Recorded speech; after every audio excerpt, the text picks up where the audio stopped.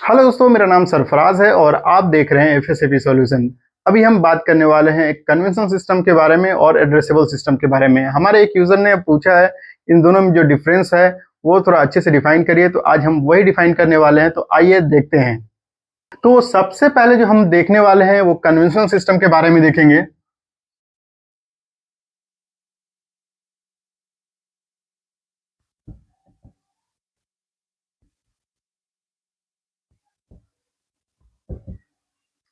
Conventional fire alarm system, ठीक है। तो अभी हम बात करने वाले हैं कन्वेंशनल फायर अलार्म सिस्टम के बारे में।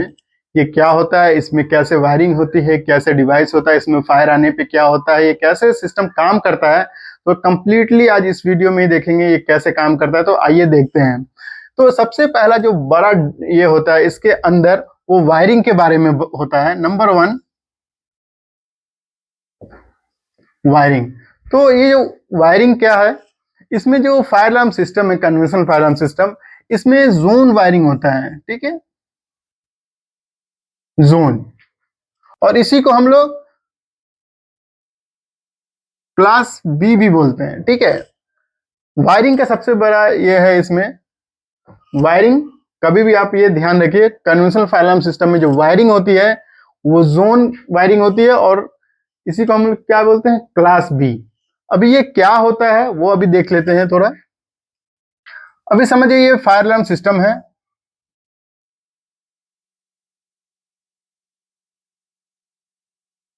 ठीक है।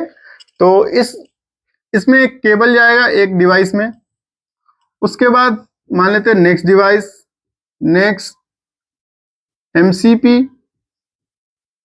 हीट डिटेक्टर, स्मोक डिटेक्टर, और सबसे जो बड़ा डिफरेंस होता है यही होता है, इसके जो लास्ट में है ना, एंड ऑफ लाइन रजिस्टर लगता है,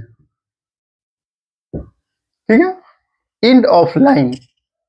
इसी तरह जैसे हम इसको मान लेते हैं जोन वन, ठीक है।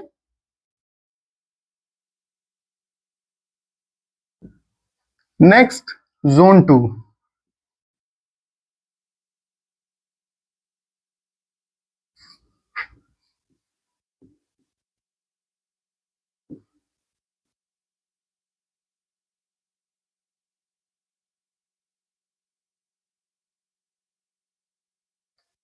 यही होता है इसमें वायरिंग।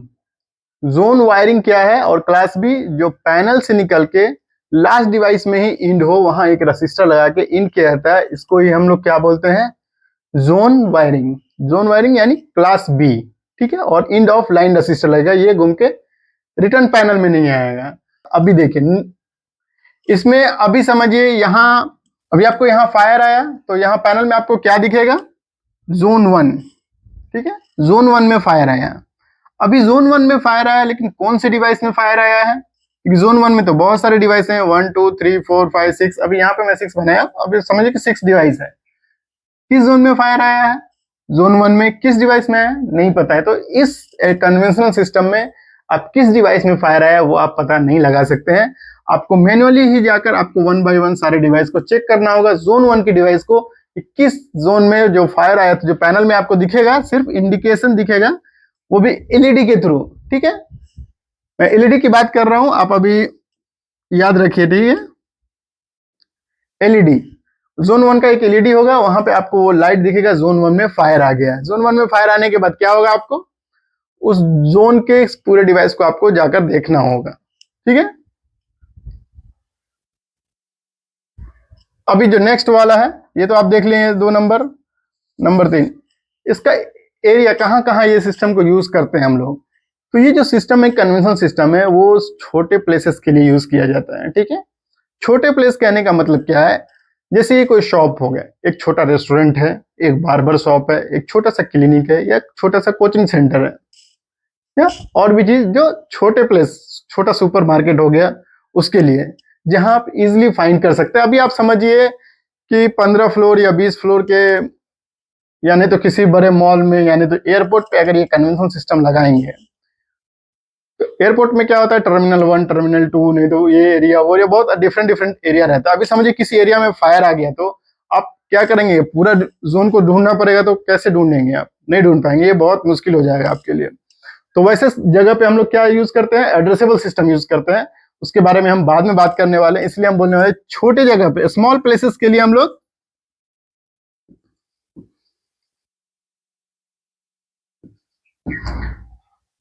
कौन सा सिस्टम यूज करते हैं, कन्वेंशनल। जैसे एग्जांपल में मैं आपको अभी बता दिया था, छोटे supermarket, barber shop, medical shop और भी स्मॉल रेस्टोरेंट वगैरह जैसे हो गए। ये छोटे छोटे प्लेस के लिए हम लोग कौन से सिस्टम यूज करते हैं, कन्वेंशनल सिस्टम। ये कन्वेंशनल सिस्टम यूज करने में हमारा पैसा भी कम लगता है और इसमें प्रोग्रामिंग की जरूरत नहीं होती। सबसे बड़ी चीज क्या होती है, इसमें प्रोग्रामिंग की जरूरत नहीं होती है। तो प्रोग्रामिंग की जरूरत नहीं है तो आप सिर्फ एक पैनल लगाएंगे, वायरिंग करेंगे, डिवाइस लगाएंगे, सिस्टम चालू हो गया आपका।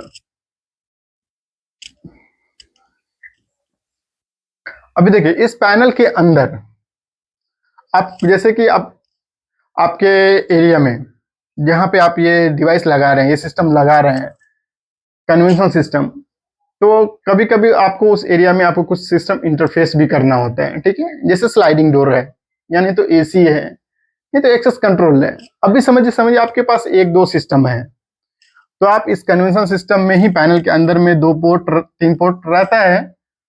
जनरली आप देखेंगे कोई सा भी आप पैनल लेंगे कन्वेंशनल, तो उसके अंदर फायर का रिले रहता है उस पोर्ट के अंदर। तो इसमें क्या होता है, फायर के पोर्ट पैनल के अंदर ही इंटरफेस का केबल आपको लाना पड़ेगा इंटरफेस करने के लिए। अगर कोई चीज आप इंटरफेस कर रहे हैं तो, और आपको इसमें लिमिटेशन है, एक नहीं तो दो नहीं तो तीन, मैक्सिमम यही सब रहता है। वो पैनल पे डिपेंड करता है, इससे ज्यादा आप इंटरफेस नहीं कर सकते थर्ड पार्टी के सिस्टम से थ्रू। तो आपके पास यहाँ क्या है, लिमिटेड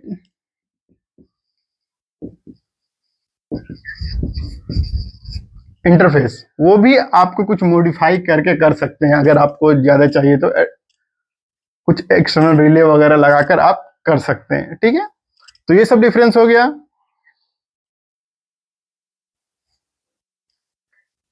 अभी मैं आपको पहले बता था एलईडी, इसमें सिर्फ आपको हर चीज के लिए एलईडी एक रहेगा, ठीक है। इसमें आपको डिस्प्ले नहीं रहता है, ठीक है। इसमें डिस्प्ले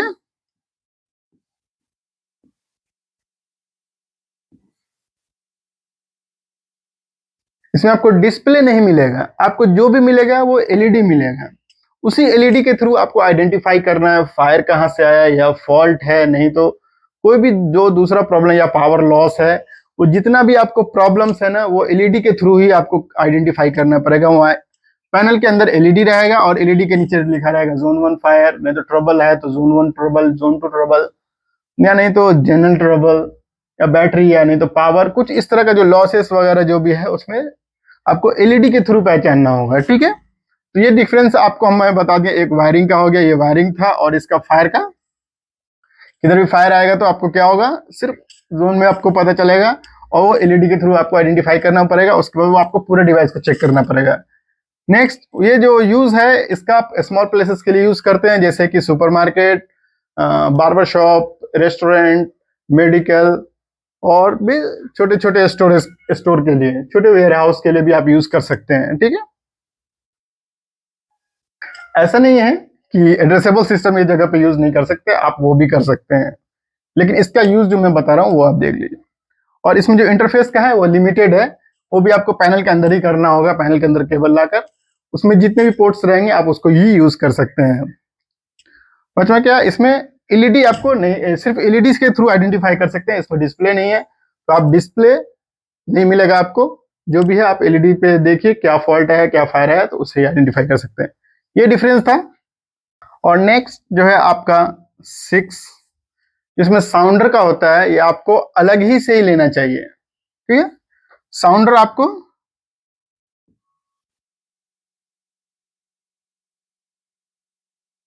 सेपरेट अलग लाइन रहेगा आपको साउंडर के लिए, जिसे हम नैक सर्किट बोलेंगे,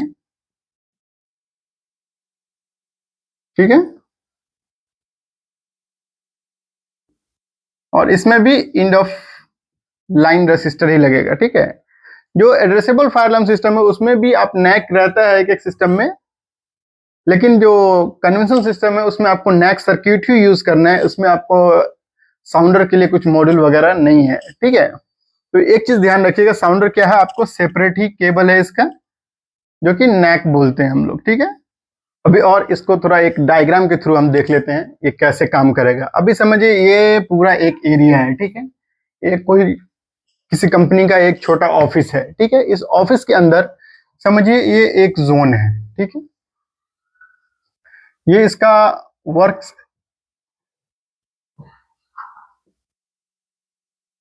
वर्क स्टेशन है।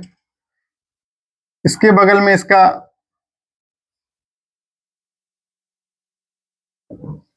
ये इसका आर्काइव रूम है, ठीक है। इसमें इसका सारे डॉक्यूमेंट वगैरह रख रहा है। ये वर्क स्टेशन, ये आर्काइव, और यहाँ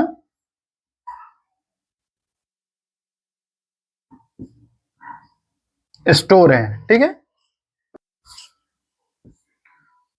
मान लेते हैं इस कंपनी का लैब है यहाँ पे, ठीक है। और यहाँ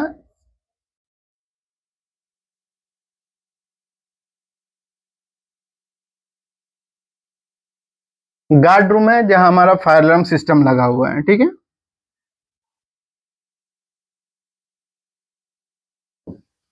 ये गार्ड रूम है, इसको फायर अलार्म सिस्टम लगा हुआ, एक वर्क स्टेशन एरिया है, ये एक archive room, store and lab. अभी समझिए ये जो हमारा कन्वेंशनल सिस्टम है,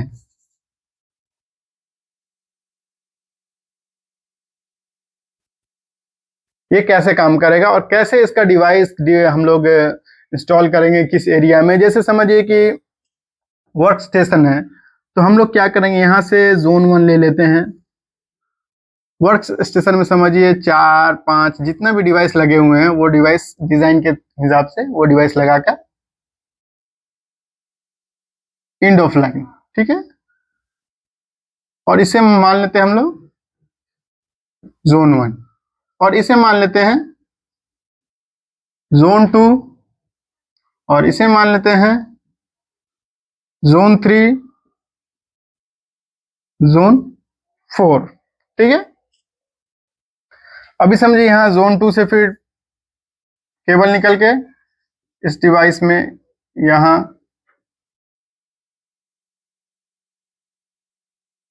एंड ऑफ लाइन, फिर नेक्स्ट यहां से निकल के स्टोर में,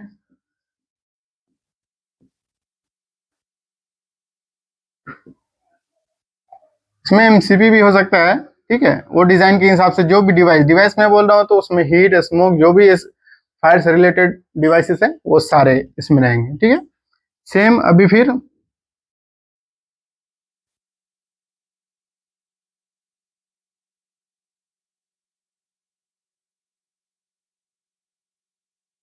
end of line, zone 1, zone 2, zone 3, zone 4। आपको मैं पहले जो डिफरेंस बताया था, इसका जो पॉइंट्स बताया था, उसमें मैं आपको बताया था इसमें क्या होता है, जोन होता है। तो इसी तरह जोन में इसको डिवाइड किया जाता है। अभी समझिए जोन 2 में फायर आ गया, तो हमारे डिस्प्ले के पैनल पे क्या दिखेगा, जोन 2 का जो एलईडी है वो ब्लिंक करेगा रेड और लिखेगा फायर आ गया। उसके बाद क्या होगा, एक रहेगा साउंडर का सर्क्यूट, ठीक है, जो नैक में बोला हूं,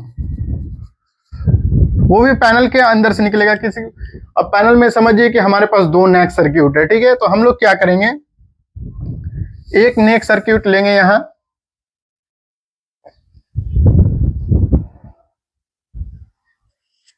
जोन 1 में, और इसी से केबल लेकर जोन 2, ठीक है। और यहां पे एंड ऑफ लाइन,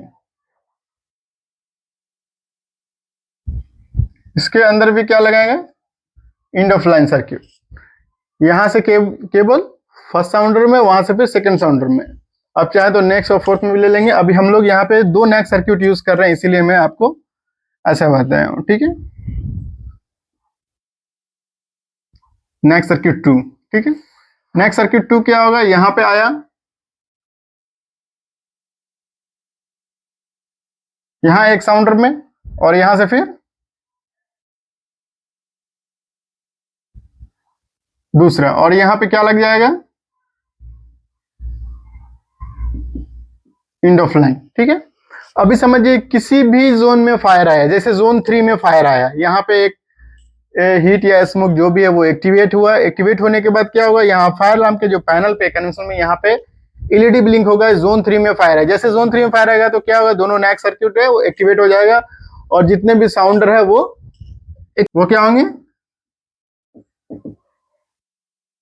एक्टिवेट हो जाएंगे। ठीक है, तो इसमें आइडेंटिफाई करने का यही सिस्टम है। जिस जोन में फायर आ गया आपको उस जोन का पूरा डिवाइस चेक करना पड़ेगा, वो आपको नहीं बताएगा कि कौन से डिवाइस में फायर है।